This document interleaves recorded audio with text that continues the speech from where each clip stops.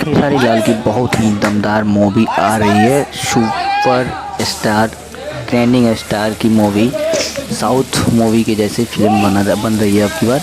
और देखिए खेसारी लाल का लुक देखिए कितना स्मार्ट दिख रहा है, कितना मस्त दिख रहा है, एकदम गुंडा के जैसे रोल दिख रहा है। और इसमें देखिए मारधार एक्शन से भरपूर भरपूर जो फिल्म है बहुत सुंदर होगी। देखिए यहाँ पे छोटा छोटा सा एक क्लिप दिखा रहे हैं आपको जो मारधार से भरपूर है और बहुत ही सुंदर फिल्म है। और देखिए एक छोटा सा और क्लिप दिखाएंगे आपको जो कि बहुत ही सुंदर है। और जो उनका जो गन था, एक अभी जो फिलहाल में फ़ोटो जो वायरल हो रहा था गन का, जो लगभग 7-8 छेद वाला था, उस गन का वीडियो दिखाएंगे छोटा सा क्लिप। और ये जो वीडियो देख रहे हैं आप, ये अभी गोरखपुर में शूटिंग चल रहा है इसका और बहुत ही सुंदर फिल्म होने वाली है। और संघर्ष 2 जो कि हाल ही में ही आएगी। और ये देखिए यहाँ पे बहुत ही सुंदर खेसारी लाल का देखिए यह धांसू सीन जो कि जीप से उतर के, और ये गन देखिए, गन धत धत धत धत धत धत मार रहा है इसको। और ये जो बाइक सवार है